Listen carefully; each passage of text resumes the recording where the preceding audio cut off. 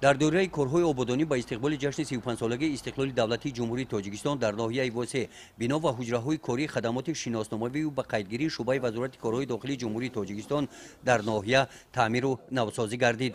در حجره‌ها طبق طلبات قاعده‌های دادن شناسنامه به شهروندان شرایط‌های لازمه فراهم آورده شدند. طبق اطلاع کارمندان شعبه تامین تجهیزات‌های نوی زمانوی امکان فراهم آورده است که صفت خدمت‌رسانی به شهروندان خیلی بهتر گردد. شناسنامه حجت اساسی تصدیق کننده شهروند بوده آن در مناسبت‌های جمعیتی موقع کلیدی دارد. در جمهوری تاجیکستان طبق طلبات قانونگذاری هر شخصی به سن 16 سالگی رسیده عهده‌دار است که شناسنامه شهروندی داشته باشد. کارمندان خدمات شناسنامه‌ای و به قیدگیری شعبه وزارت کارهای داخلی جمهوری تاجیکستان در ناحیه واسه اوید به این مسئله روند به رسمیت ضروری و سری وقت صاحب شناسنامه گردیدن میان خوانندگان مؤسسه‌های تعلیمی ناحیه کارهای ترغیباتی را راه اندازی نمودند. چنین یک چاره‌بینی در مؤسسه تحصیلات میانه عمومی رقم 61 در مرکز ناحیه دایر گردید.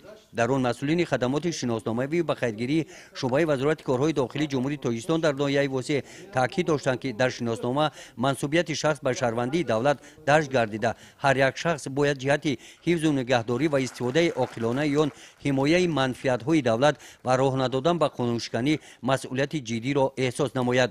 در ادامه این تدبیر به 60 نفر خوانندگان این مؤسسه تعلیمی شناسنامه تقدیم کرده شد. من امروز افتخار میکنم که صاحب شناسنامه ملی جمهوری تاجیکستان شده شهروندی کامل حقوقی جمهوری تاجیکستان گردیدم.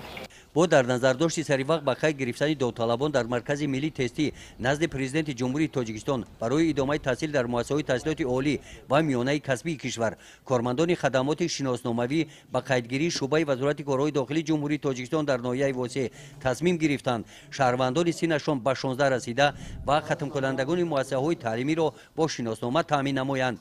با این مقصد کارمندان این نهاد در همکاری با شعبه معارف و آموزگاران در مؤسسه تحصیلات میانه عمومی رقم 13 دهه حمیدآباد و دیگر مؤسسه‌های تعلیمی با کمیته‌های پدر و مادر و خوانندگان صحبت و واخوری‌ها انجام دادند که محض این اقدام روند سری وقت صاحب شناسنامه گردیدن شهروندان به خصوص ختم کنندگان مکتب‌ها را نسبت سال‌های پیشین بهتر نموده است.